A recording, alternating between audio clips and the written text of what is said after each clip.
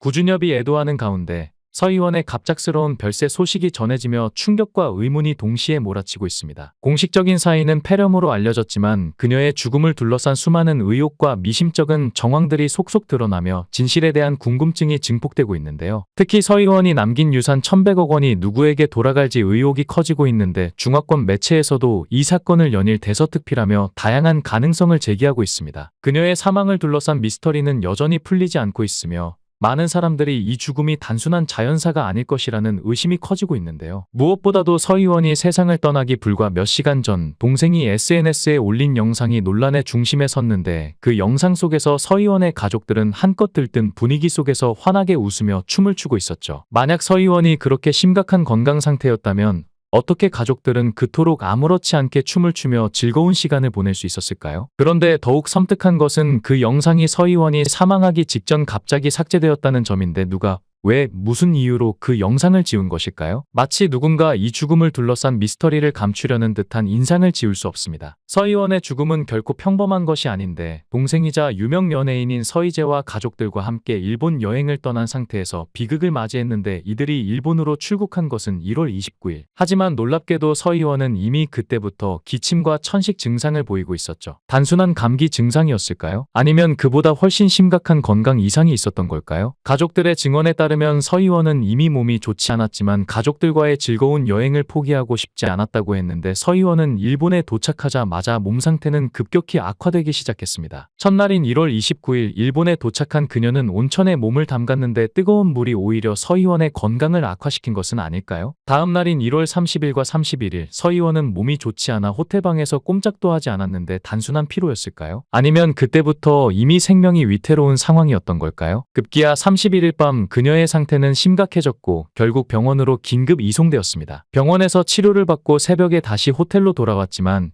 이 시점에서 이미 서희원의 몸은 한계에 다다르고 있었던 것인지도 모릅니다. 그러나 문제는 여기서 끝이 아닙니다. 2월 1일 서희원과 가족들은 시골로 이동했는데 그곳에서 작은 병원을 방문했지만 의사는 그녀의 증상을 정확히 진단하지 못했고 큰 병원에 가볼 것을 권유했습니다. 하지만 이 과정에서도 또 하나의 의문이 생깁니다. 왜 처음부터 큰 병원으로 가지 않았을까요? 서희원의 증상은 분명 심각했는데 단순한 감기 정도로 가볍게 여긴 것은 아닌지 의문이 듭니다. 결국 큰 병원에서 A형 독감 판정을 받은 서희원. 하지만 이 또한 미심쩍은데 단순한 독감이 이렇게 순식간에 생명을 앗아갈 수 있을까요? 약을 처방받고 숙소로 돌아갔지만 상황은 더욱 악화되었죠. 그리고 2월 1일 늦은 밤 상태가 급속도로 나빠진 그녀는 또다시 구급차를 불렀고 2월 2일 새벽 병원으로 이송되었지만 끝내 의식을 되찾지 못한 채 아침 7시경 사망에 이르게 되었지만 불과 몇 시간 전까지만 해도 그녀의 가족들은 춤을 추며 행복한 모습을 보였고 그것을 SNS에 올리기까지 했는데 과연 이 모든 것이 우연일까요? 더욱 의문스러운 점은 그 영상이 갑자기 삭제되었다는 것입니다. 가족들은 왜 영상을 지웠을까요? 혹시 서희원이 사망한 후 그 영상이 남아있으면 의심을 살 것이라고 생각했기 때문은 아닐까요? 서희원은 단순히 폐렴으로 사망한 것이 아닙니다. 이 죽음에는 풀리지 않는 의혹이 가득한데 서희원은 일본에 가기 전부터 이미 건강이 좋지 않았지만 끝까지 가족들과 함께하기 위해 여행을 강행했습니다. 그러나 결국 그녀를 기다리고 있던 것은 비극적인 죽음이었습니다. 사람들은 묻고 있습니다. 도대체 서희원에게 무슨 일이 있었던 걸까요? 그녀는 정말 단순한 병으로 인해 생을 마감한 것일까요? 아니면 우리가 아직 알지 못하는 더 큰 진실이 숨겨져 있는 걸까요? 1월 25일까지도 그녀는 구준엽과 함께 웃으며 행복한 순간을 담은 사진을 올렸는데 건강한 모습,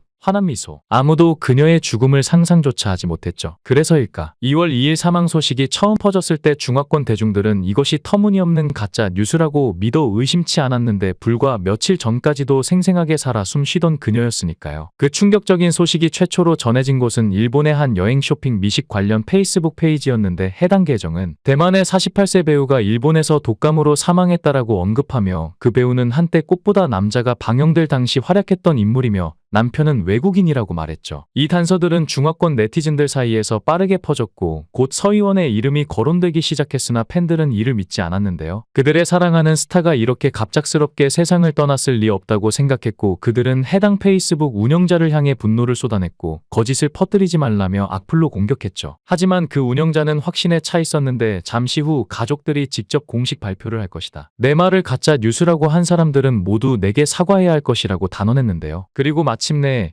2월 3일 그녀의 동생이자 매니저였던 서희재가 공식적으로 서희원의 사망을 발표하자 충격과 슬픔이 한꺼번에 중화권을 덮쳤습니다. 팬들은 비로소 믿을 수밖에 없었지만 의문은 더욱 커졌는데 너무도 갑작스러운 죽음이었고 단순한 독감이 사람을 죽음으로 몰고 갈 수 있을까 하는 점이었죠. 도대체 서희원에게 무슨 일이 있었던 걸까요? 그러나 조금만 들여다보면 서희원은 오랫동안 병마와 싸워왔다는 사실이 밝혀지는데 어린 시절부터 지병이 있었는데 천식으로 인해 숨이 차오르는 고통을 겪었고 심장도 온전치 않았죠. 그리고 출산은 서희원의 몸을 더욱 망가뜨렸는데 전 남편 왕소비와 사이에서 두 아이를 낳았지만 두 번의 유산이라는 아픔을 겪었으며 둘째 아이를 출산한 후에는 갑자기 정신을 잃고 발작을 일으켰죠. 그 순간 서희원은 뇌전증의 고통 속에서 몸을 뒤틀며 생사의 경계를 넘나들었습니다. 출산 직후 서희원의 몸은 이미 한계에 다다랐는데 극도로 쇠약해진 상태에서 복부 통증이 극심했지만 약을 먹을 수도 없었죠. 의사는 진통제를 처방했지만 서희원은 진통제 알레르기가 있었고 결국 약을 복용한 직후 혼수 상태에 빠졌는데요. 그 순간 산소 부족 현상이 나타났고 의식이 희미해지며 두 차례나 응급처치를 받아야만 했는데 그 후에도 밤새 집중 치료를 받아야만 겨우 목숨을 건질 수 있었죠. 서희원의 몸은 그렇게 오래전부터 무너지고 있었으나 끝까지 버텼고 그녀의 생은 언제나 고통과 싸움이었는데 그 누구보다 강한 의지로 버텨냈지만 결국 일본에서의 마지막 순간은 그녀가 감당할 수 없는 것이었습니다. 서희원은 평소 채식주의자였고 채소만을 먹고 육류는 일절 섭취하지 않았죠. 그런 서희원이 일본에서 감당하기 어려운 건강 상태에 놓였을 때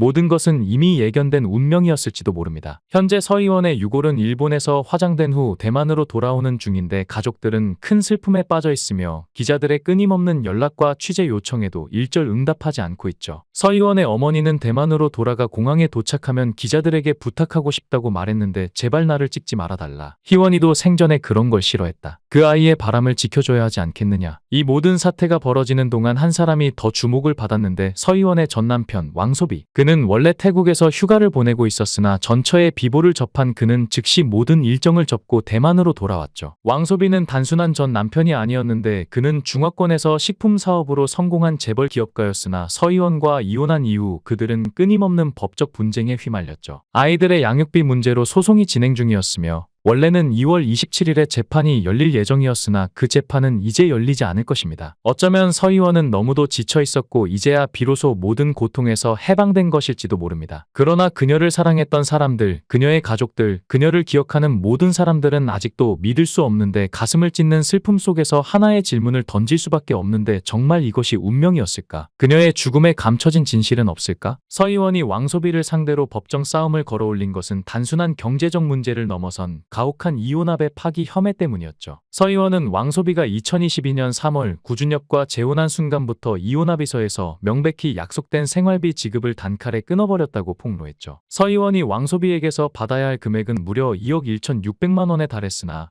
왕소비는 이를 모른 척하며 지급하지 않았는데 이 갈등은 단순한 오해나 감정 싸움이 아니었습니다. 서희원과 왕소비의 지인들이 조율을 시도했지만 이미 뒤틀릴 대로 뒤틀린 관계는 되돌릴 수 없는 지경에 이르렀고 결국 서희원은 단호하게 타이베이 지방법원에 강제 집행을 신청했죠. 법원에서 왕소비의 미지급 증거가 확정된다면 그는 타이베이에 소유한 자산 일부를 압류당할 운명이었고 만약 그가 지급을 거부한다면 그가 소유하고 있는 타이베이 호텔이 압류되거나 심지어 경매에 붙여질 수 있는 절체절명의 상황이 벌어질 터였습니다. 그러나 만약 왕소비가 미지급분을 전액 변제한다면 이러한 압류나 경매 절차는 멈출 수 있었을 것이지만 그가 그렇게 순순히 나설 리가 있겠습니까? 그러나 이 모든 악연 속에서도 기막힌 반전이 있었는데 서희원의 사망 소식이 전해지자 그토록 악담을 퍼부으며 비난하던 왕소비가 돌연 태도를 바꾸었죠. 희원이는 내 가족이다. 모두 좋은 말 많이 해달라라며 통곡을 터뜨리며 눈물을 펑펑 쏟아낸 것인데요. 이 모습을 본 사람들은 당혹감을 감추지 못했는데 소송까지 벌일 정도로 악화된 관계였던 그가 눈이 붉어질 정도로 울었다고 하니 그 감정의 진위는 무엇이었을까요? 왕소비는 예전부터 감정 기복이 심한 인물로 평가받았습니다. 화가 나면 SNS를 통해 감정을 마구 표출하고 감정이 격해지면 예측할 수 없는 행동을 보였죠. 대만 언론들은 더욱 충격적인 전망을 내놓았는데 서희원과 구준엽의 결혼 이후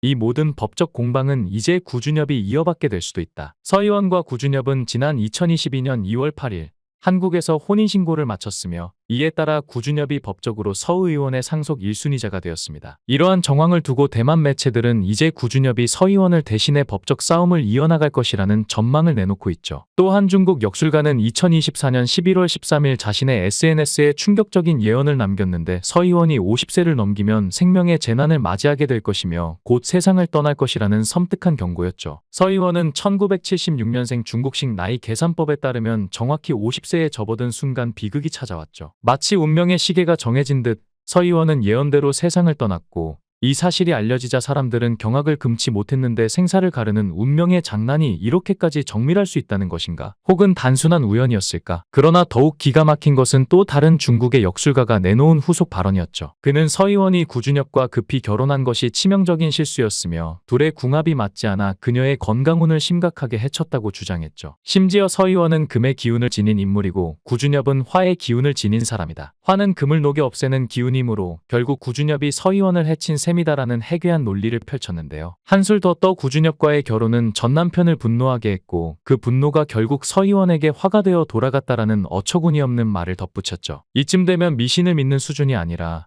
아기를 담은 저주나 다름없는데 비통함에 빠진 유족들에게 이런 말들이 무슨 의미가 있단 말인가요? 사랑하는 사람을 잃고 가슴이 찢어질 듯한 슬픔에 잠긴 유족들에게 결혼이 잘못된 선택이었다느니 운명이 이미 정해져 있었다느니 하는 말들이 위로는커녕 깊은 상처가 될 뿐이죠. 비록 서의원의 육신은 떠났으나 그녀가 남긴 추억과 사랑은 영원히 남아있을 것인데 이제는 더 이상 억측과 미신으로 그녀의 이름을 어지럽히지 말고 따뜻한 마음으로 그녀를 기억해야 할 때입니다. 구준엽을 비롯한 유족들에게 깊은 위로를 보내며 하늘에서는 그녀가 평안하고 행복하기를 간절히 바랍니다. 삼가 고인의 명복을 빕니다. 영상을 끝까지 시청해주시고 귀한 시간 내주셔서 대단히 감사합니다.